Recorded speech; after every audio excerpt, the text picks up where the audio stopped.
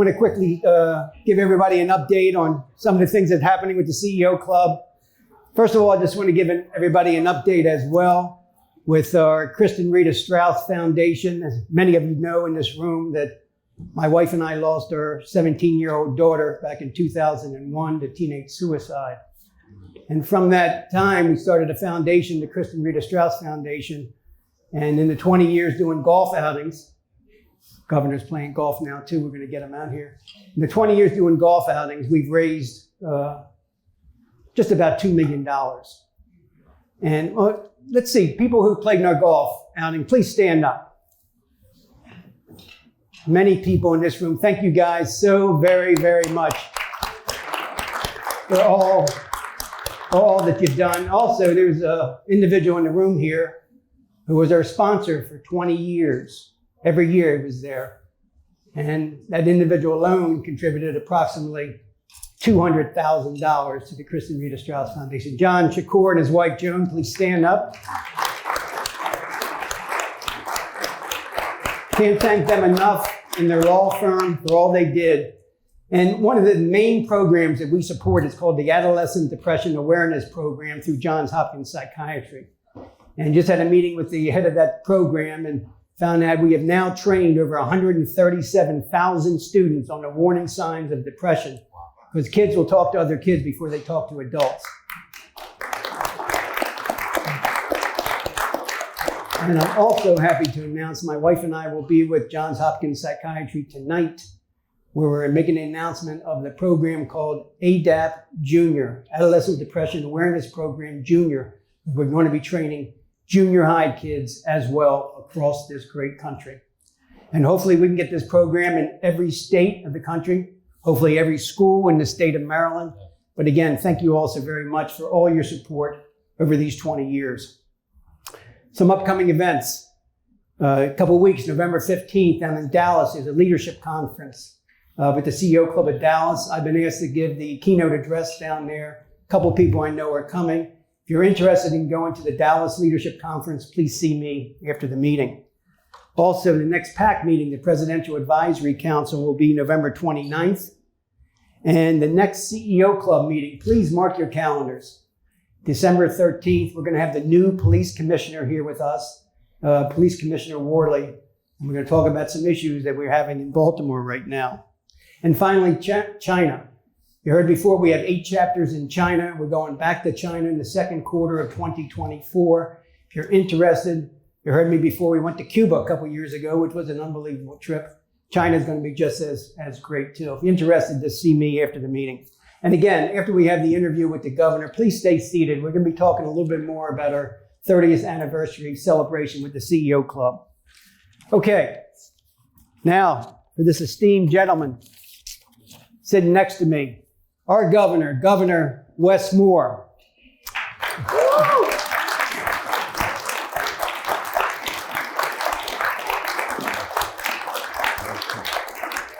We are so privileged to have him here today. I can't thank him enough for being here. My pleasure.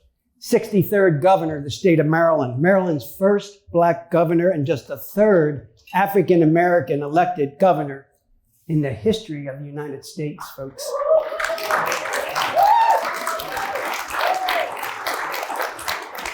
He's a proud graduate of Valley Forge Military Academy and College, where he received an associate's degree back in 1998 and was commissioned as a second lieutenant in the United States Army. He earned his bachelor's degree in international relations and economics at Johns Hopkins University. He then interned in the office of former Baltimore Mayor Kirk Smoot. And I don't think the governor would realize this, but 30 years ago, when we had our first meeting of the CEO Club of Baltimore, Kurt Smoot, the mayor, was our guest speaker, and he welcomed us to the city of Baltimore. So we're going full circle right here. He is also the first Black Rhodes Scholar in the history of Johns Hopkins University, and he earned a master's degree in international relations at Oxford. In 2005, he was deployed to Afghanistan as a captain in the 82nd Airborne Division. He served as a White House Fellow and advised on issues of national security and international relations. Then in 2010, he wrote the story, the book, The Other Wes Moore, a story about the fragile nature of opportunity in America. And that book became a perennial New York Times bestseller. He also built and launched a Baltimore-based business called Bridge EDU, which reinvented the freshman year of college for underserved students to increase their likelihood of long-term success. He then spent 4 years as the CEO of the Robin Hood Foundation, distributing over $600 million towards lifting families out of poverty, including families here in Maryland. He also worked in finance at Deutsche Bank in London and with the Citigroup in New York. The governor and Dawn have 2 children, Mia, 12, and James, 9. Welcome, Governor Moore. Thank you.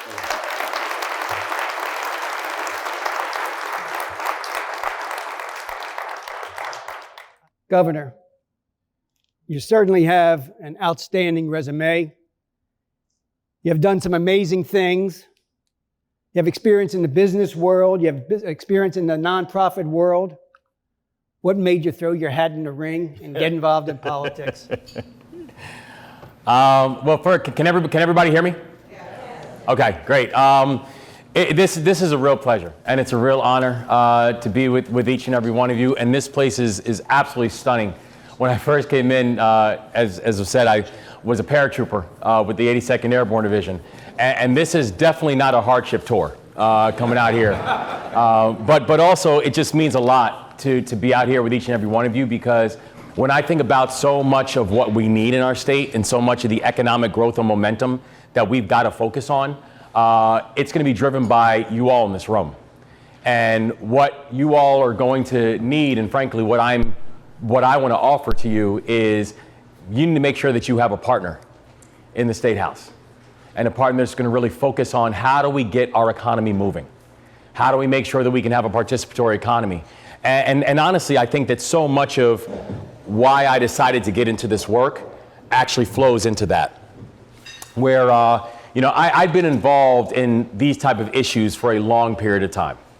And focusing on the idea that we don't need to play the binary politics game and, the back and forth, that it's not only ineffective, it's not going to actually accomplish what you're trying to set out to accomplish.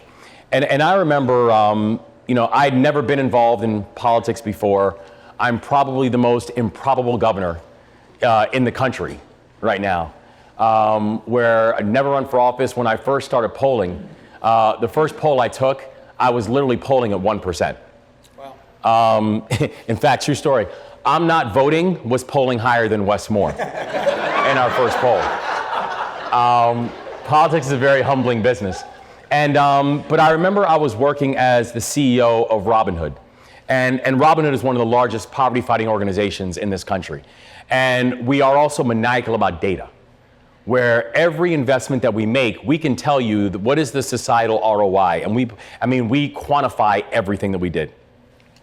And one of the things that showed, and if you look at how exactly you can quantify impact and get the largest societal ROI, is looking at a child tax credit, where we showed that the child tax credit was one of the most effective ways of actually fighting child poverty, but doing it in a way that could be economically beneficial, not just to the child and to the family, but also to a large society. How do you incentivize work, all this stuff. I presented that to a former governor, and I gave him all the data. I laid out how effective this could be. I told him you should announce this in the state of the state. I literally wrote the line that he should use in the state of the state. And I got an advance copy of the address, and there was nothing in there about child poverty, nothing in there about the child tax credit. So I was a little bit upset, and I called up my head of public policy, and I probably went on like a 5-minute tirade. And as soon as I was done with my diatribe and I took a moment to breathe, he said to me, listen, we worked for 6 months to try to get them to include a line in the speech. Wow. But what if you could write the whole speech? And that's the point.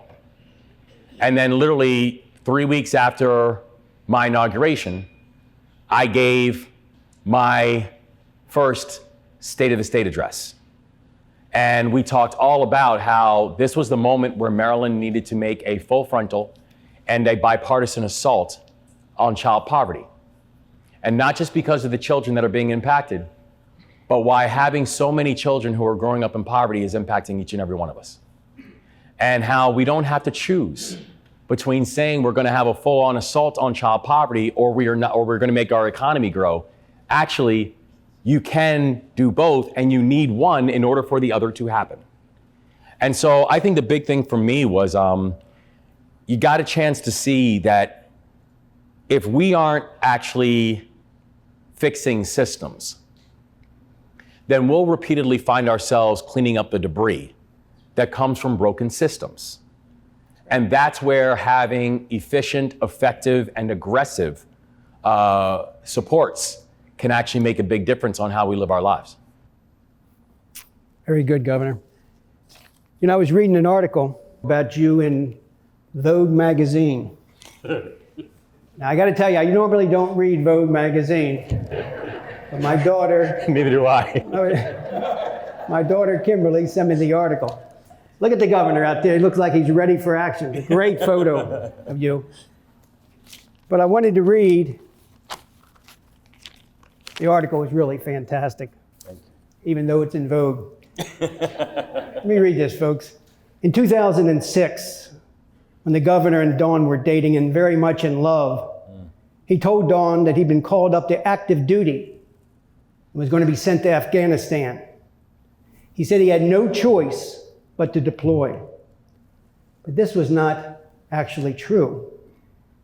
The governor worked relentlessly to transfer from the reserves into the 82nd Airborne, one of the finest units in the military, according to Lieutenant General Fenzel. And the general went on to say, and I can't begin to tell you how hard it is to go from being a reservist to being activated to that unit. The governor kept all his effort, the phone calls, the emails, the lobbying on his own behalf from his wife, future wife, Dawn.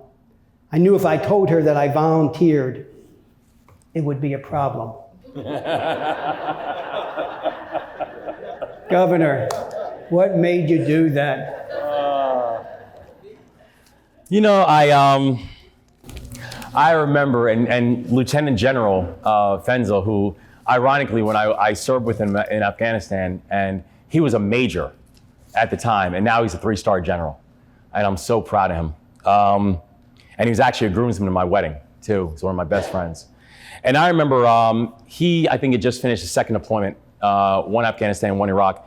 And he called me up, and I was working in finance over in London. And understand, I joined the Army when I was 17 years old.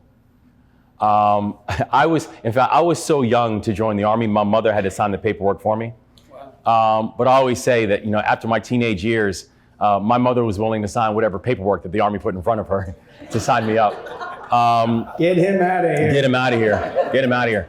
But you know, I joined, I went through basic, I went through airborne school, I became a paratrooper.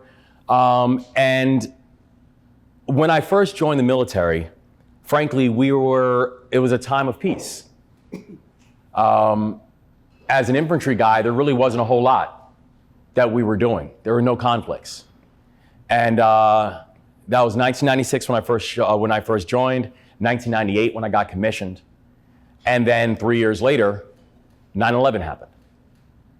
And the urgency of this work became very, very real because all the people who I was working with and training with, they were now deploying. And I remember I was sitting in London and I was working in finance, and Mike Fenzel called me and he's like, "How's it going?" And he was like, "Are the hours long?" And I'm like, "Yeah, the hours are really long." And then I remember who I was talking to, and a guy was like just finished deploying, and I'm like, "The hours are fine, Mike."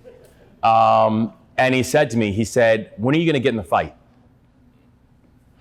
And he knew how indicting that was to me, because he knows me. And he was right. Were all these people that I trained with, all these people who we sweat and we bled and we laughed and we did all this kind of stuff together. We went through all our training together. And they were now going back and forth to parts of the globe that many people couldn't even point out on a map. And so when Mike said to me, when are you going to get in the fight? I went and thought about it and prayed on it.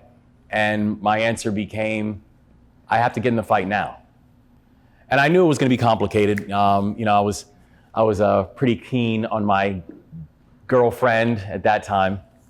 And I knew that this was going to be complicated to be able to have that conversation. So I just avoided having the conversation, said it was a call up. But I knew it was something that I had to do because service matters to me. And commitment matters to me. And I made a commitment. I made a commitment to this country. I made a commitment to the people who I trained with. And I needed to honor it. And I'm glad I did because it was a tough deployment. And it was one of the most important moments of my life. And it was actually one of the things that I really think about oftentimes because I'm a big believer in service. I said that, in fact, in our State of the State, I said, I want Maryland to be the state that serves. And now Maryland, in fact, one of the first bills that we introduced that I signed, and as of last week, we just had our inaugural, our opening. Maryland is now the first state in this country that has a service year option for all of our high school graduates. Wow. And they can work in the environment, they can serve returning citizens, they can work in education, they can work with veterans, they can work with old adults. It's totally their choice. But a big reason is because I believe that in this time of political divisiveness, in this time of political vitriol, that service is going to help to save us. And I can tell you from the military, I saw where, when I was running for governor, I had people who I served with in Afghanistan who came and campaigned for me, came and door knocked. Many of them were not Marylanders. Many of them were not Democrats. But they literally came and were door knocking on my behalf and simply saying, let me tell you about the guy that I served with. Service is going to save us. And I think so much of that really came from the ethos that I learned when I was just very proudly wearing the uniform of this country. You're talking about character there, an unbelievable story. No second thoughts at all when Dawn actually found out what was the real story? No, I was thankful. By the time she found out the real story, the deployment was long gone, so she was okay. Smart man. Yeah. Governor, tell us about, you've been in office about 10 months now. Yeah. What is something that you thought that you could get done fairly easily, but it turned out to be very difficult and you weren't able to accomplish that goal? Anything come to mind?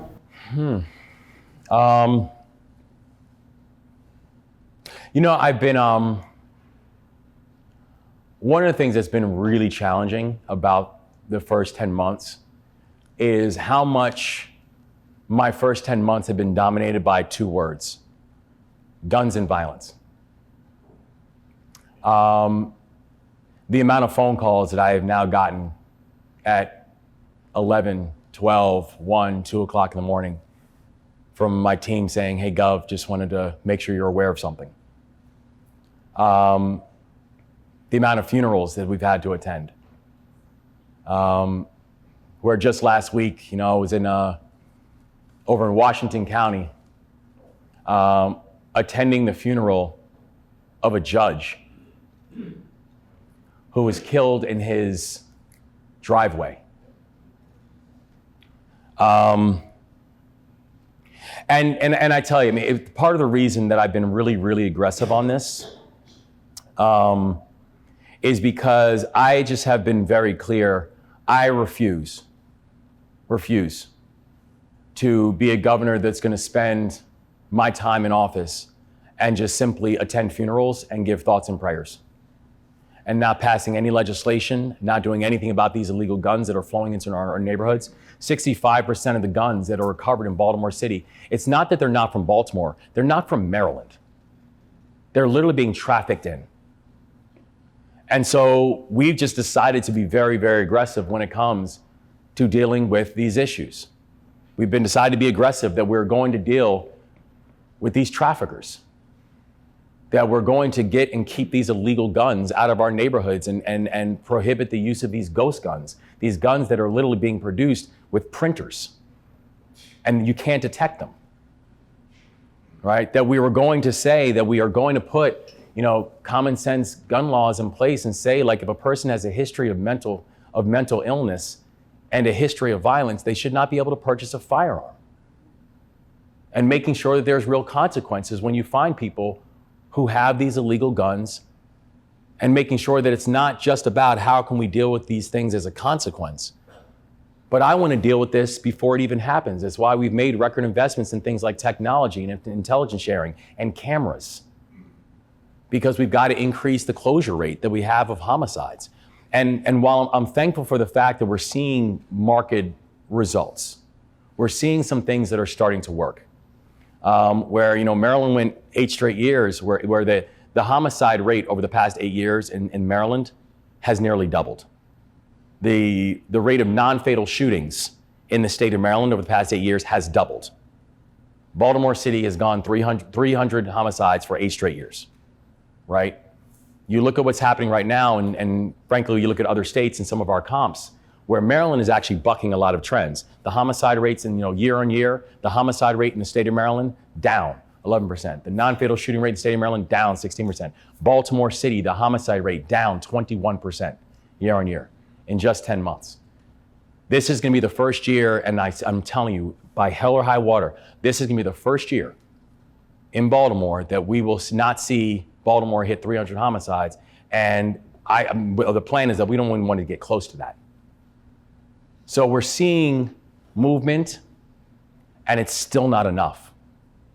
That if people do not feel safe in their own neighborhoods, if people do not feel safe in their own communities, it's never going to be enough. And so we have put significant state resources into Baltimore. We put significant state resources into public safety, where we've moved on doing things like intelligence sharing and putting record resources into MCAC. We put $122 million into local law enforcement, $17.5 million into Baltimore City alone. We've got to make sure we're getting more police officers on the beat, because you cannot have an operating police force that is down 500, 600, 700 officers. So there's a whole lot we still have to do. There's been progress, and I'm proud of the progress, but the fact that we spend so much time dealing with guns and violence as governor, it's not lost to me. And so I'm not going to stop being aggressive in terms of the way we're dealing with it. That's great to hear, Governor. That certainly segues into, I guess, one of your biggest challenges. You're talking about crime. Yeah. I mean, there's people in this room that are afraid to drive downtown, go down to Little Italy, have their pasta, have their dinner, Yep. and come back. What can we do? How can that be changed? A whole lot. So, I mean, so one, and I say this with all sincerity, I want to say thank you for continuing to believe in our city and continue to believe in our state, because if there's one thing I know that everybody in this room, you and your businesses could go anywhere. You could pick up tomorrow, and you could easily go to one of our neighboring states. You could easily go somewhere else, maybe a place where it's a little warmer. But the fact that you continue to work in and believe in this, in our city, and believe in our state, it matters. And it's gonna be what's gonna make the difference. So there's a whole lot that we both can do, are doing, and will continue to do on this issue. One is there has to be greater levels of coordination and collaboration between the state and the city. The city's not gonna be able to do it on its own. And the city needs to make sure that the state has a partner that sees it and that's willing to invest in it. Part of the reason we've done things like making record investments in local police departments, part of the reason why we've made a historic investment, an $11 million increase in something called MCAC, which is the Maryland Coordination and Analysis Center. That's the governor's #1 tool that we have towards things like intelligence sharing and collection, where all of my police departments, all of my intelligence agencies, that's where they all coordinate, where they're sharing details and sharing intel. The irony is, do you know what agency was not involved? You know what jurisdiction was not involved in MCAC until 9 months ago? Baltimore City. Wow. Explain to me how that makes sense. That you have an entire intelligence sharing network that the governor controls, but Baltimore City was not involved. So making sure we're getting Baltimore City fully engaged in the state's efforts. Making sure that we're working with our U.S. attorney and our federal partners, because we are going to be very clear with all these traffickers and all these illegal guns that doing that in the state of Maryland, it needs to have consequences. And there needs to be accountability for people who are going to break the law and repeatedly for these repeat violent offenders that are getting arrested, getting out, and continuing to commit crimes. That we can actually use real mechanisms to make sure there's real accountability for people that are doing that. But also, being very, very clear-headed and clear-throated that we are not going to address the issue if we're just dealing with the consequences of crime and not dealing with the pipelines of it. By being able to make sure that we have an education system that works. By being able to make sure that our education system is teaching our young people how not just to be employees, but how to be employers. By making the reason that we've made record investments in things like apprenticeship programs and trade programs and starting earlier is because we have some of the best four-year institutions in the country here in the state of Maryland, and I love them. But I also am going to be very clear. We are going to end this lie that every single one of our kids must attend one of them in order to be economically successful. It's just not true. And we're going to invest in our apprenticeship programs and our trade programs and get people on real pathways to economic growth and economic development. And yes, it also does mean that as people are coming back home, and why see things like Wheels for Change and all these remarkable programs, we cannot make every sentence a life sentence. That when there are people who are coming back home, if as they're coming back home, it's like, okay, listen, welcome home, but remember, you can't live in public housing even if your family's there. Welcome back home, but remember, many jobs you can no longer apply for. And by the way, the jobs you can apply for, you have to continue to check boxes to continue to remind people and remind yourself about your record, even when you consider the fact that 70% of people who have to check a box on an application will not complete the application because psychologically, they have already disqualified themselves from the process. Welcome home, and remember, you can attend college, but you're not going to get access to any aid. But welcome home. And then we wonder why we have a 60% recidivism rate inside of our state. We've got to follow the data. And I think if we can follow the data and we can make smart investments, actually very similar to what we did at Robinhood, find it, fund it, and invest in it, scale it. If we can do that with our state budget and use our balance sheet for good, then I think we're going to be able to address the crime and the public safety issue, both by dealing with the consequences, but also by addressing the pipeline so we don't have so many consequences that we have to deal with. Magic word there, accountability. So good to hear that. I'm going to ask one or two more questions, then we're going to open up to the audience before we wrap it up at 1:30. Governor, you caught a little heat a couple months ago, several weeks ago, with the Oriole lease situation, where it was announced that we got them back for 30 more years if the deal was done. And then the next day or so, we heard it was a memorandum of understanding, and it wasn't a signed lease. Can you talk a little bit about that? We can't lose the Orioles. We lost the Colts back in 1983 or 4, whatever it was. People still talk about that. Yeah. What's your thoughts? No, I get it. There's one thing I know, especially with a group like this, people understand when you're dealing with something that is large and as complex, when you're talking about literally a deal that is going to be worth billions of dollars, and a deal that is going to be decades long. Memorandums of understanding are not only commonplace; they're oftentimes prerequisites for putting deals together because you have to be able to show what the frames of the deals are. The Orioles are going to be here for another 30 plus years. That's the deal. And I think there was three criteria that I looked at when we first came in, because when we first came on board, there was no negotiation, there was no conversations that were taking place. And we knew that the clock was ticking. And there were three guidelines that I had for our team. And I tell you, we have such a remarkable Maryland Stadium Authority, and our new chair, Craig Thompson, is an absolute star. And there were three guidelines that we went in as we went on board. One was, I'm not doing a short-term deal with the Orioles. Period, full stop. There is no 10, there is no 15. This needs to be a 30-year deal, and that's where the negotiations begin. The Orioles need to be here for generations to come. That's one. The second thing, and frankly, with the way that it was structured out before, that wasn't the way it was laid out. For example, people noticed and they seen the Ravens deals for 15 years. I was very clear the Orioles need to be here for generations. Second deal was that we have to be good stewards of taxpayer dollars. We knew the deal that was laid out, Every deal needs to be accountable. Every dollar needs to be accountable. And we have to make sure that our primary principle and primary responsibility is that every single dollar must be utilized to the benefit of the taxpayer. The third was that we cannot just create winners on the field. We must create winners off the field. That if we just simply had a ball club that was performing on the field while the neighborhoods around it were decaying, then what did we just do? And what did we just give away? That we had to focus on, how do you create a new renaissance for Baltimore? How do you create a new renaissance for the entire corridor?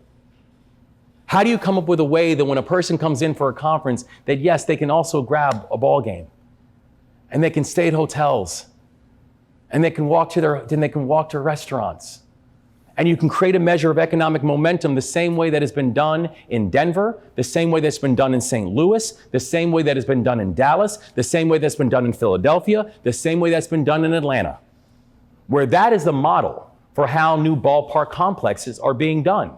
Yet we have 2 ballparks here and no design, no master plan. And so this was a time when I was like, we are not going to miss this moment. And shame on us if we do. And so as we came in and started thinking about the different framework, it was about how can we do like what's happening in St. Louis. Right now, if you look at St. Louis, what's happened in St. Louis and the ballpark complex that they have in St. Louis is responsible for not just, I think the number is something like 3,100 jobs, but over $1 billion of economic activity. St. Louis, because they were smart and visionary. Atlanta. I don't know if anyone's been down to Atlanta and seen that ballpark complex. It's amazing what they've been able to do because they're smart and visionary. Well, it's time for Baltimore to get a little smart and visionary too. And so are the Orioles going to be here for 30 years? Absolutely. And again, you can take that to the bank. The deal, that is done. But in this moment, we cannot miss this opportunity to create a new mechanism of economic momentum and economic growth. If anyone, this is bigger than baseball. This is bigger than sports. This is about how do we revitalize a great American city? How do you make this Baltimore's time? And this is going to be a huge component to it. So I am, not only are we going to have a bunch of World Series over the next 30 years, which we will. This is a fun team, and it's a good team, and it's a young team. But I tell you right now, the thing that I'm most excited about is when people come and watch the Orioles win the World Series, that we're going to be able to create a whole new experience that will include convention centers and harbor places and ballparks and restaurants and minority-owned businesses and women-owned businesses and veteran-owned businesses, and come up with a whole new economic vitality that everybody can benefit, and not just a baseball team, which was the goal of all of our negotiations. You heard it here first, folks. 30 years at least. It's a done deal. From the audience, we have time for 1 or 2 questions. Who has a question for the governor? Anybody? Yes, ma'am. Hi, Governor West. Good to see you. Guys with JP Morgan Chase. Great to see you. Inspired by all the work that you're doing. Thank you. Thank you for the commitment that you all have continued to make to not just Maryland, but specifically to Baltimore. You've been remarkable partners to the city of Baltimore, and we appreciate you. We're very proud of the work that JP Morgan Chase is doing. Thank you. You talk a lot about the work that you're doing in the state, and you mentioned your wife, Dawn Moore, earlier today. How do you manage all of it? The governor, husband, father, how are you managing all of it? Can you repeat that for the video? Absolutely. Bless you. What a great question. And I know Dawn is glad you asked that question too. Thank you.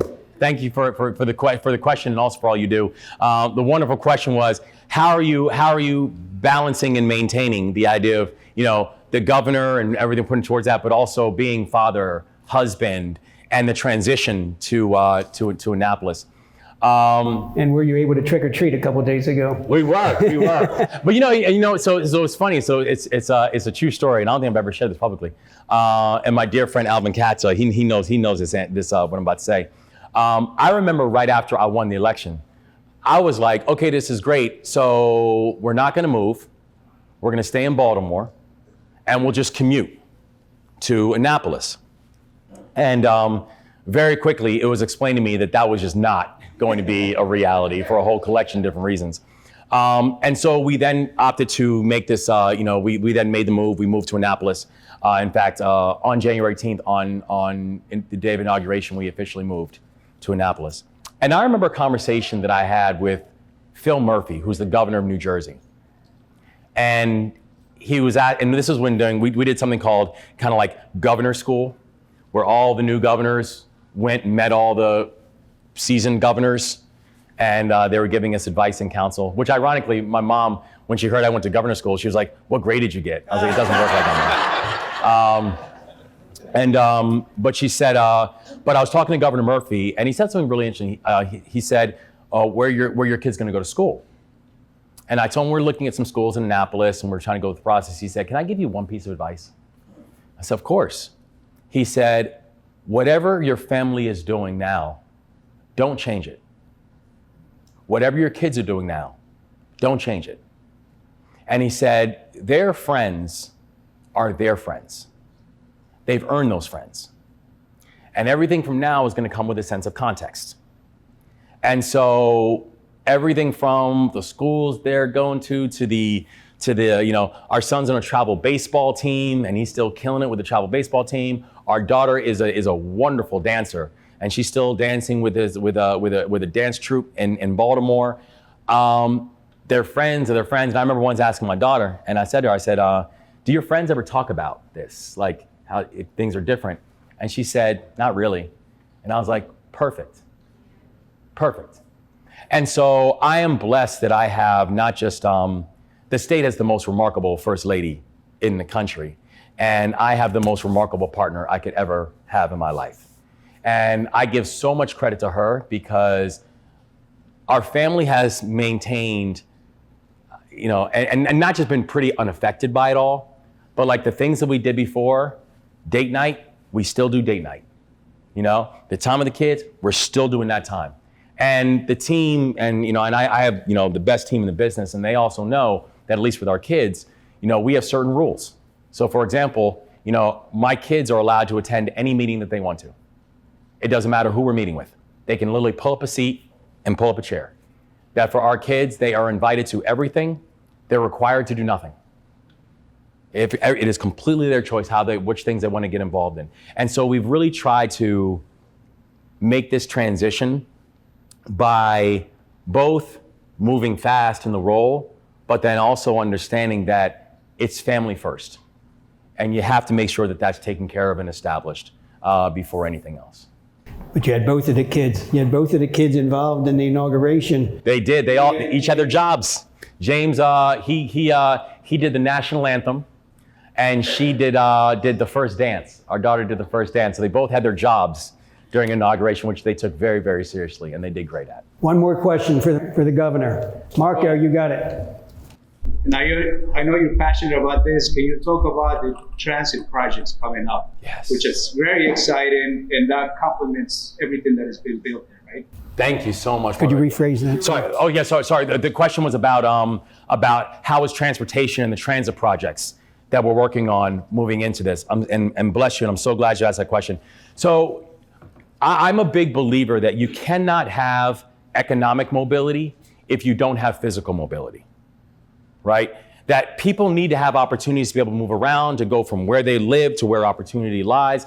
I remember during the campaign, just to demonstrate to people what we were talking about, I said, hypothetically, if I lived in West Baltimore and I got a job in Fells Point working a midnight shift, how long would it take me to get to my job?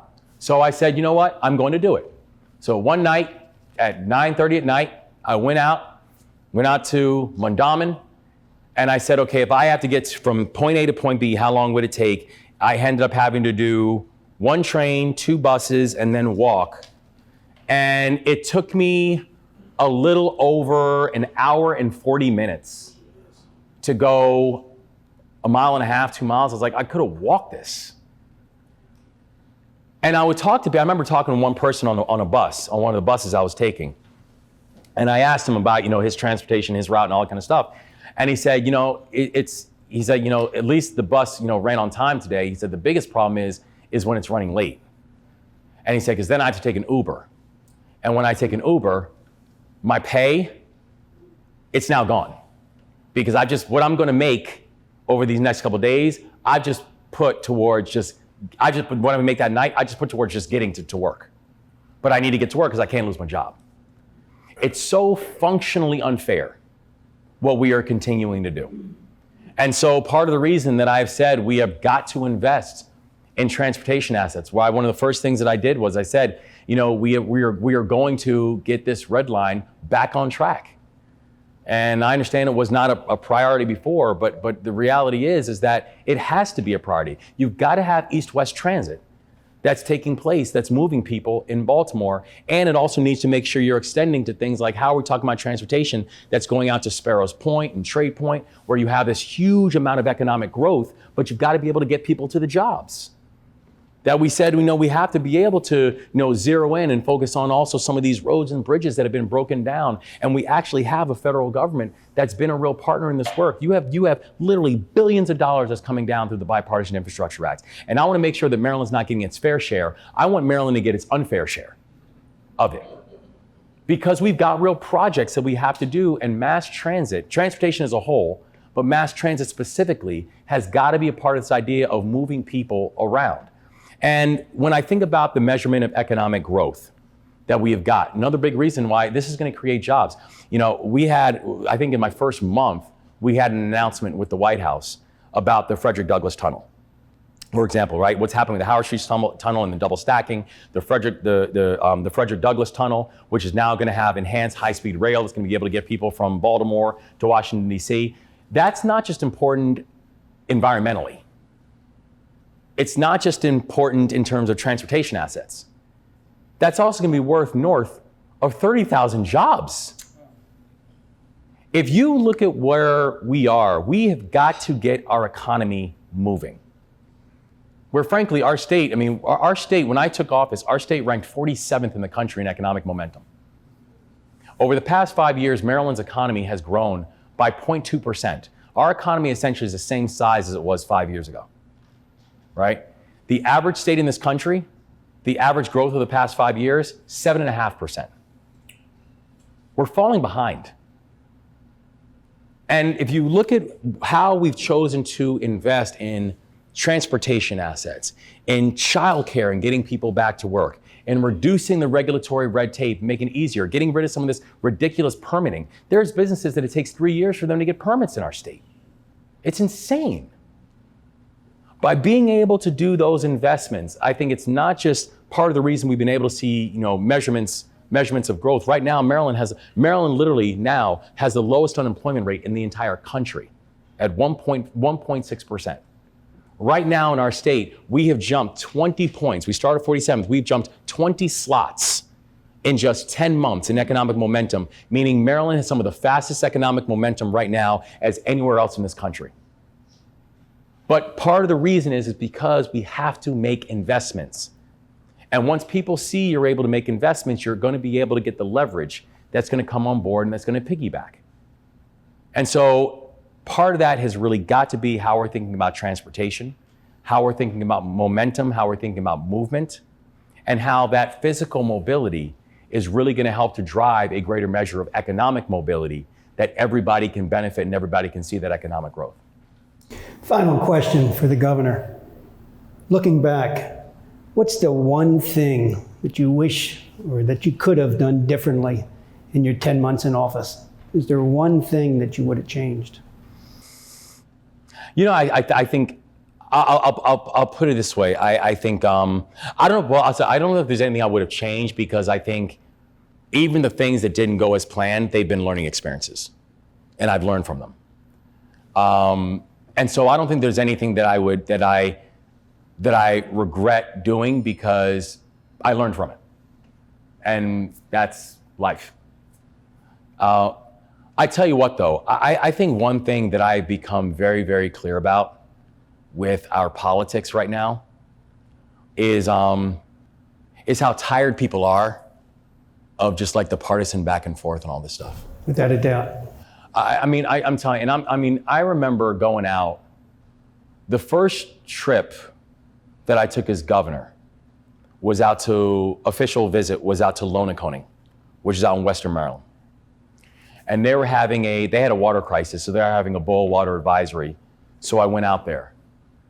And I remember meeting the mayor of Lonaconing, who's a guy named Mayor Coburn, who has since become a good friend.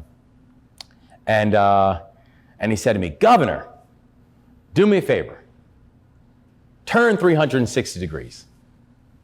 So I turned 306 degrees. And he said, "I tell you what, only guarantee I can make you is you didn't see a Democrat within 5 miles of anywhere you were just looking." He said, "But I tell you what, you're the first governor that's been here since 1996. 96. I think one thing that I just realized more and more, I mean, this partisan stuff is just garbage.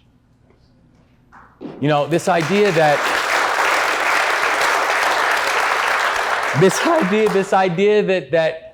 it matters more where the idea came from than is it a good idea. It's not doing anyone's business. And I think, you know, when people say, what are the things that you're most proud of? I think about some of the bills we've gotten passed and some of the things, and I'm really proud of the momentum that the state is making. I'm proud of this team. I'm proud of how the state is moving. The state is moving right now, and the country is paying attention to what's happening in Maryland. But the things that I'm most proud of is not necessarily the what, it's the how. It's the fact that we had our first legislative session and we introduced 10 bills. Our administration introduced 10 bills in our first legislative session. Not only did we go 10 for 10, we went 10 for 10 bipartisan, where we got Republican and Democrat support on every single piece of legislation that we introduced. Because we were intentional, and we showed up, and we made our arguments everywhere. And I think that has been one of the most interesting and biggest lessons learned by what this moment is offering us and what this moment is trying to teach us and what it's trying to tell us, is that if you actually just remember what it is that you're trying to get done. And when people say, well, who do you need in order to get X done? Who do you need to get Y done? My answer is easy. I need everybody. And I'm going to everybody. Where I'm very clear, I mean, I know the makeup of the legislature, and I know the electoral victory that we got, where you could jam things through by just going to one political party if you wanted to. But do you actually care about how it's going to be implemented? Do you care about who it's actually going to impact? Do you care about how it's going to be received? And so I'm really proud of the way this team is mobilized, not just on the what, but I'm proud of this team stays focused on the why and the who and the how as well, because I think that matters just as much in the society that we're trying to build together. Governor Wes Moore, everybody, thank you so much for being here. You're great, man. I'm gonna get you out here for golf. I'm ready. Tell you, I'm not fooling around. I'm ready. Please stay seated after the governor leaves, everybody. We're going to more celebration. Thank you.